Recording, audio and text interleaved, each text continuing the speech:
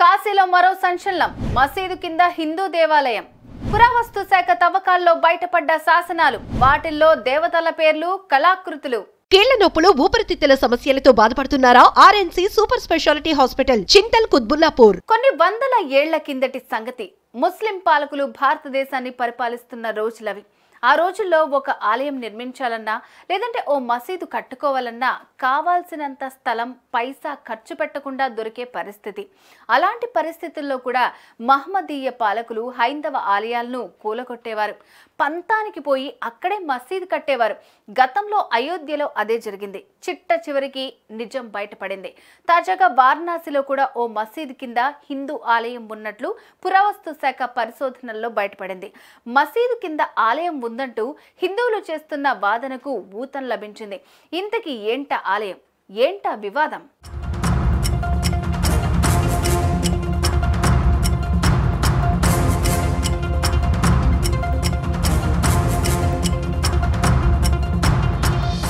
వారణాసిలోని కాశీ విశ్వేశ్వరుడి ఆలయం పక్కనే జ్ఞానవాపి పేరుతో ఓ మసీదు ఉంది. ఇది 1669లో ఔరంగజేబు పరిపాలన కాలంలో నిర్మాణమైన మసీదుగా చరిత్ర చెబుతోంది. అయితే ఆ మసీదును ఓ శివాలయం ధ్వంసం చేసి ముస్లింలు నిర్మించారని కొన్ని దశాబ్దాల కిందట విశ్వ హిందూ పరిషత్ ఆరోపించింది. అదేం కాదు, ఆ మసీదు ఎప్పటి నుంచో ఉందంటూ ముస్లిం సంఘాలు వాదించాయి. యథాప్రకారంగా వివాదం కోర్టుకెక్కింది. వాదోపవాదాలు కొనసాగాయి. ఈ నేపథ్యంలో ఆర్కియాలజీ సర్వే ఆఫ్ ఇండియాతో సర్వే చేయించాలని విశ్వ హిందూ పరిషత్ న్యాయస్థానంలో పిటిషన్ వేసింది. అలాంటి అవసరమే లేదంటూ ముస్లిం సంస్థలు తమ వాదాన్ని వినిపించాయి. ఇరు వాదనలు విన్న న్యాయస్థానం గతేడాది జూలై 21న ఆ మసీదులో పరిస్థితులను పరిశీలించి ఓ నివేదిక ఇవ్వాలంటూ ఆదేశించింది. ఆ నివేదిక మీద ఆధారపడి తీర్పిచ్చేందుకు నిర్ణయించింది. కోర్టు ఆదేశాల నేపథ్యంలో ఏఎస్ఐ సర్వే నిర్వహించింది. అత్యంత కూలంకషంగా జరిగిన ఆ సర్వేలో సంచలనం కలిగించే వాస్తవాలు బయటపడ్డాయి.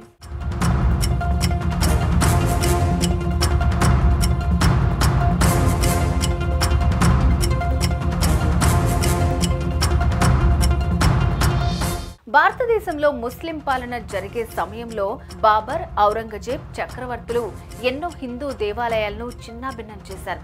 వాటి స్థానంలో మసీదులు కట్టేశారు. వారి పుణ్యమా అంటూ ఊహించటానికే వీల్లేనంత స్థాయిలో రూపుదిద్దుకున్న ఎన్నో అపురూప శిల్పాలు, ఆశ్చర్యాన్ని కలిగించే రీతిలో ఉండే శిల్ప నిర్మాణాలు ముక్కలైపోయాయి.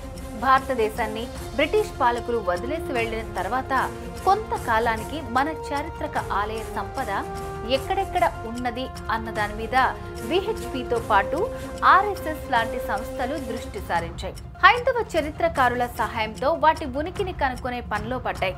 ఆ క్రమంలోనే విశ్వ హిందూ పరిషత్ వారణాసిలోని జ్ఞానవాపి మసీదు వ్యవహారం న్యాయస్థానం ముందు నిలిచింది. ఆర్కియాలజీ డిపార్ట్మెంట్ ఓ నివేదిక తయారు చేసింది. ఆ నివేదికను ఈ ఆలయానికి సంబంధించి కోర్టులో కేసులు వేసిన ఇరు వర్గాల కక్షిదారులకు కూడా ఇవ్వాలంటూ కోర్టు చెప్పడంతో 839 పేజీల ఆ నివేదిక ఇప్పుడు అటు హిందువులు, ఇటు ముస్లిం కక్షిదారులకు చేరింది. ఇంతకీ ఆ నివేదికలో ఏముంది?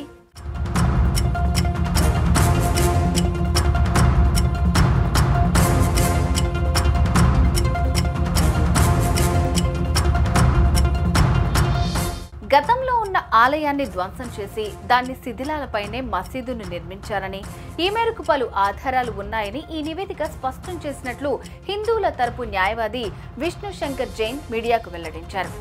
ఆలయాన్ని కొంత భాగం మాత్రమే కూలగొట్టారని, మరికొంత భాగంలో శివాలయం గోడల మీద ప్లాస్టరింగ్ చేసి దాన్ని మసీదుగా రూపుదిద్దారంటూ సంచలన విషయాలు ఆయన చెప్పుకొచ్చారు. ఇప్పుడున్న మసీద్ గోడల మీద, అంతకు ముందటి ఆలయ నిర్మాణం తాలూకు గోడల మీద 34 శాసనాలు ఉన్నట్లు ఏఎస్ఐ గుర్తించింది. దేవనాగర, తెలుగు, కన్నడ లిపులలో ఉన్న 32 శాసనాలను వారు కనుగొన్నారు.